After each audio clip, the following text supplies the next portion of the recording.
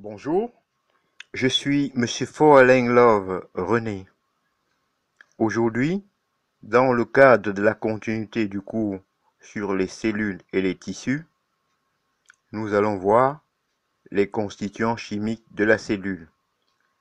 En effet, de très nombreux éléments chimiques entrent dans la composition chimique de la cellule.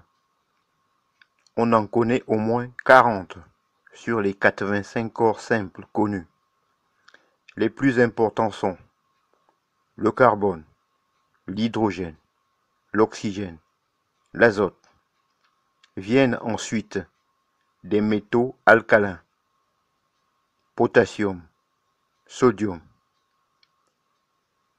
alcalino-terreux, calcium et magnésium, le magnésium, fer et zinc, et des métalloïdes, phosphore, soufre, chlore, iode, brome, fluor. Ces différents éléments simples se combinent entre eux pour former des molécules complexes qui entrent dans la composition de la matière vivante. Ces corps chimiques complexes peuvent être classés en deux grands groupes: les substances organiques, composées uniquement de carbone, d'hydrogène, d'oxygène et d'azote, et les substances minérales, contenant des métaux et métalloïdes. Maintenant, nous allons voir les substances organiques.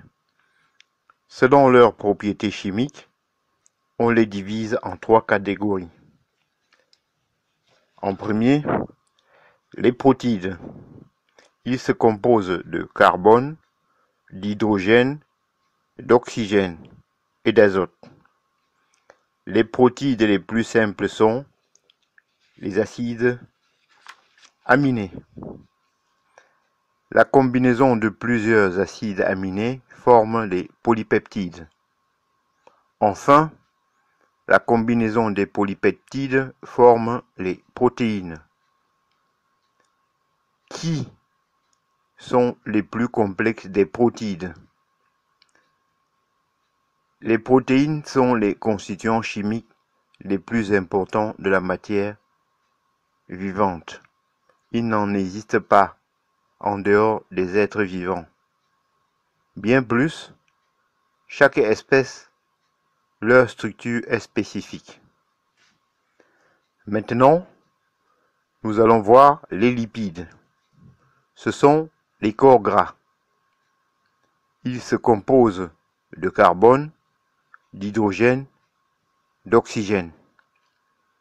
Les lipides se trouvent à l'intérieur de la cellule sous deux formes. Les uns sous forme de gouttelettes bien visibles à l'intérieur du cytoplasme, enclave lipidique. Les autres invisibles et combinés aux molécules de protéines. Les lipides entrent également dans la constitution de la membrane cellulaire et de la membrane nucléaire. Enfin, nous allons voir les glucides. En effet, les glucides, ce sont les sucres. Ils se composent de carbone, d'hydrogène et d'oxygène. Les glucides sont les aliments de la cellule par excellence. Nous allons voir maintenant les substances minérales. En premier, l'eau.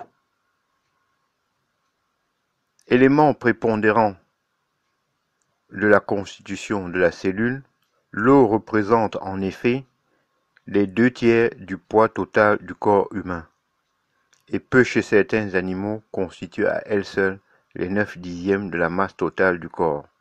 L'eau se trouve dans l'organisme sous deux formes: eau dite combinée, entrant dans la constitution chimique de la matière vivante, et eau non combinée, eau libre du sang ou de la lymphe, et eau de gonflement unissant les différentes substances organiques. Ensuite, il y a les composés minéraux. Ils regroupent les chlorures de sodium, de potassium, de magnésium, sulfate alcalin, phosphate de calcium, carbonate de calcium, bicarbonate de sodium, etc. Ceux-ci sont dissociés en leurs ions constitutifs. Par exemple, le chlorure de sodium ou NaCl n'existe pas tel quel dans la cellule, mais il est dissocié en ions Na+ et ions Cl-. Cette dissociation facilite le passage à travers la membrane cellulaire. Ainsi donc, j'en ai donc terminé avec les constituants chimiques de la cellule. Je vous en remercie.